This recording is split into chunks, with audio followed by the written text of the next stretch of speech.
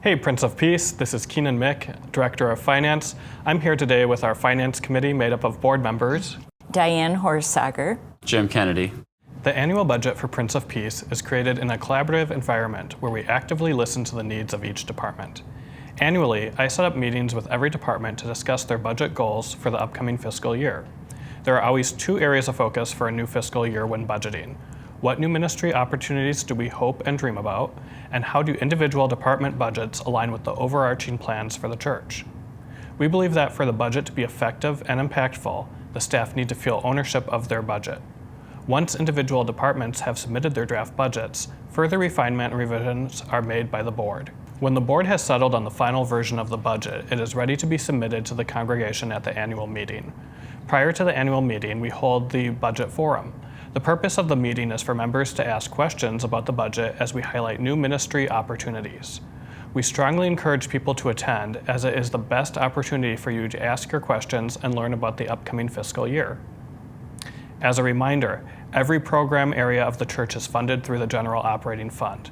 This includes family ministries, CDLC, Mission Outpost, and so much more. Over 80% of our revenue comes from individual donations, and without that support, we simply would not be able to do all of the innovative and creative work that is a hallmark of Prince of Peace. Leadership is careful to make sure that every area of the church is funded appropriately, and the most effective and efficient way to give is to the general fund. As Keenan discussed a little bit about how the budget is prepared, it's also important to realize that there are many other things that happen throughout the year to ensure that the financial resources of the church are used appropriately.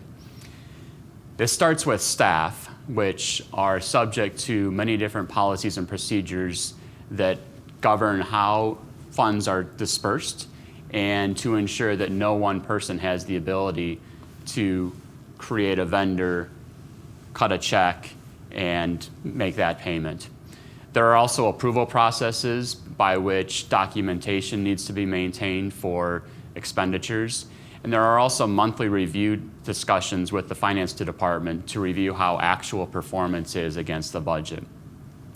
Beyond the staff, as you know, there's a board of directors. The board of directors meets every month and reviews the financial performance of the church. The finance department prepares a report which then is shared with the board of directors, and the board of directors then has a discussion and asks questions about what's going on with our finances and other monthly operating metrics.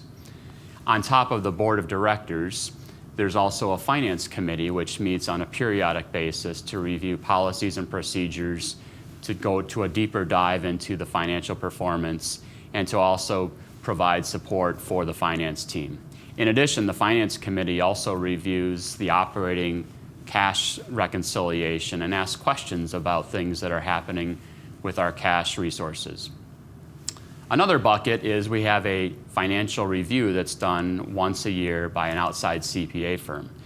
They come in, look at the financials, ask a lot of questions, and ensure that our financial reporting is in line with generally accepted accounting principles. The final bucket for me is the congregation. As most of the resources of the church come from the congregation, it's important that the congregation is involved in the process. Keenan mentioned a couple of the budget review meetings and financial forums to discuss that are open to the public. There's also an open door policy where if anyone in the congregation has questions about financial performances or where their money is going, the finance department is welcome and open to any of their conversations.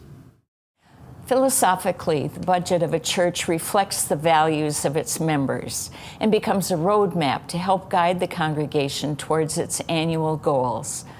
The budget at Prince of Peace speaks to our identity as Christ followers and our theological foundation. At our core, we believe that we are called to love God and to love all people.